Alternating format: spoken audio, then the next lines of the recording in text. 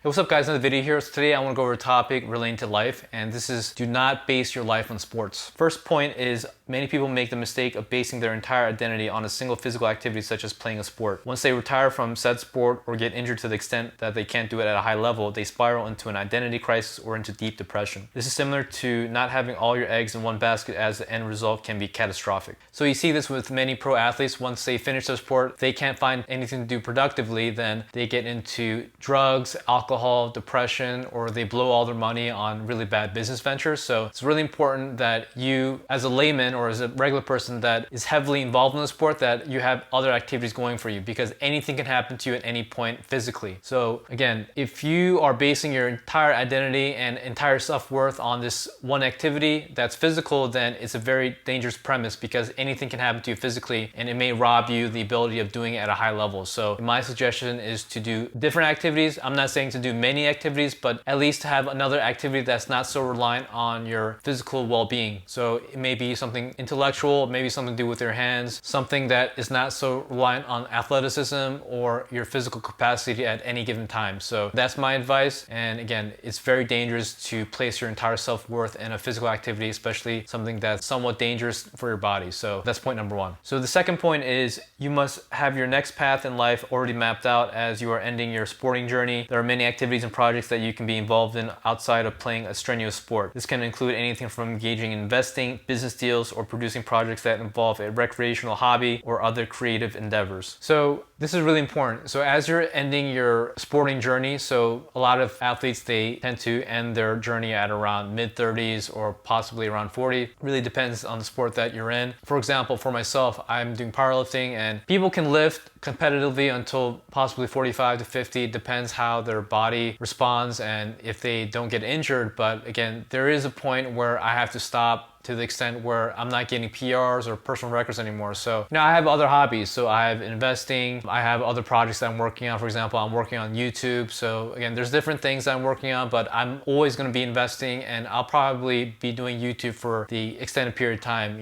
expressing my views and whatnot. So again, I didn't want to base my channel purely on powerlifting, because at the end of the day, it's going to be kind of fruitless, because I won't be getting PRs for the rest of my life. So I wanted to transition this channel into something that, has my different views. And again, they are very polarizing and lots of people don't like my views, but whatever, I'm expressing my views and I'm doing what I want. So it's something I'm doing productively, because I am currently retired. But again, the investing and the YouTube, and of course I have my other hobbies such as dining out and learning about food and things like that. So again, I'm always busy with doing different things, so I'm not fully reliant on powerlifting. And I realized that later on that, hey, powerlifting is not going to be around forever. So I can still be involved in it with refereeing and doing whatever, but doing kind of administrative duties. But I realized that my time is limited and I shouldn't be relying on it completely. So I always had investing and other side projects going on in the meantime. So it's very important for you guys not to base your entire self-worth on sports, and have something prepared in the case or the time that you do retire. So that's point number two. So the third point is don't neglect the way you are making your living while pursuing a hobby, as your primary focus should be setting up your financial future. So this is very, very important. So you may have athletes that aren't making their living primarily through their sport, so they have to explore other avenues to make their income. So they may have a job or they may have a business, but it's very, very important to set yourself up financially before you go pursue your hobby. So you don't want to do the hobby at the expense of your primary income. So if you do make this mistake, your older self will really regret your younger self, because your younger self should have been preparing